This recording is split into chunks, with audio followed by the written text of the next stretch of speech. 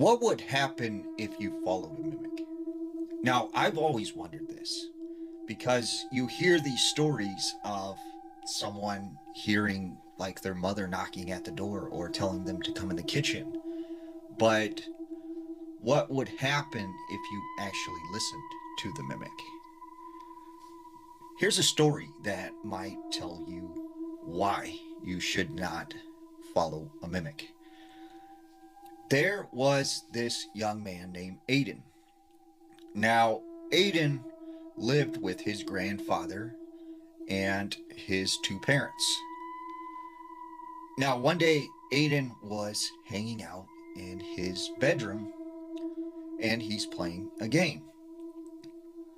Well, he hears his parents like pull in and he looks out the window and sees them getting out of the car, unloading some groceries into the house. So he's like, awesome, man, we're going to have something to eat. So he goes back to his game, and then he hears his mother say, Aiden, come in the kitchen. I got some food. And he, at this time was like in the middle of a battle. So he's like, hold on, Mom, I'll be there shortly. I'm in the middle of a battle. And she goes, come on, Aiden, hurry up. Come in the kitchen. And all of a sudden, he said he got a phone call, and it was from his mom. And he's like, why is she calling me when she's in the kitchen?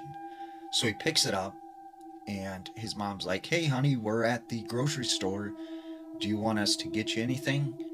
And he goes, what do you mean you're at the grocery store? You already got groceries. You're in the kitchen. And she goes, what are you talking about? We just got to the grocery store.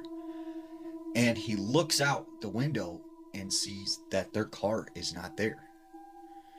And then right at this moment, he hears his mom saying, you better get in the kitchen right now or you're going to be in trouble. You better come eat. And he's like, I got to call you back, Mom. He hangs up. So he goes and he locks his door, and then he calls his mom right back and is like, look, when you get home, call me. I'll help you bring in the groceries. So about 25, 30 minutes later, his mom calls him. And she's like, honey, we're home. Come outside. And he said he was getting ready to go out of his room, but he looked out his window first and their car wasn't there. So he's like, you know what? I don't know what to do because I don't know who really is my mom right now. So as he's sitting in his bedroom, right, he hears his parents come home and come into the house. And all of a sudden his mom comes up to his door and starts knocking. And she goes, Aiden, let me in. And he's like, not right now, Mom. And she goes, what are you talking about? Let me in. Unlock this door. Why do you have the door locked? And he's like, no, I'm not opening the door. And his mom goes, all right, I'll just get the key and unlock it. So he grabs this baseball bat that's chilling in his room, and he's prepared for this thing to come in. And at the time, he still thinks whatever, was calling his name in the kitchen, this is them. So he sees the handle jiggle and the door open, and it's really his mom. And he can tell that it is actually his real mom. And she goes, what are you doing? And he's like, oh, nothing. And he sets the bat down, and she's like, you're acting weird and stuff. And there's food in the fridge if you're hungry. So he didn't know what to make of that. What did he just experience? And he didn't feel like he could tell his parents about it. So he decided to talk to his grandpa, who was kind of like his best friend at the time. So he goes to his grandpa's room, and he's like, Grandpa, he's like, have you ever seen something like you can't explain? And he goes, what do you mean? And he tells the story about how he thought his mom and dad had came home, he's seen their car and everything, but it wasn't actually them. And the grandpa goes, oh no. Oh no. And he goes, what's wrong, Grandpa? And he says, well, when I was a young boy, I grew up in a small Polish village near Warsaw. And he said, we had this term that was this long Polish word, but it roughly translated into evil twin.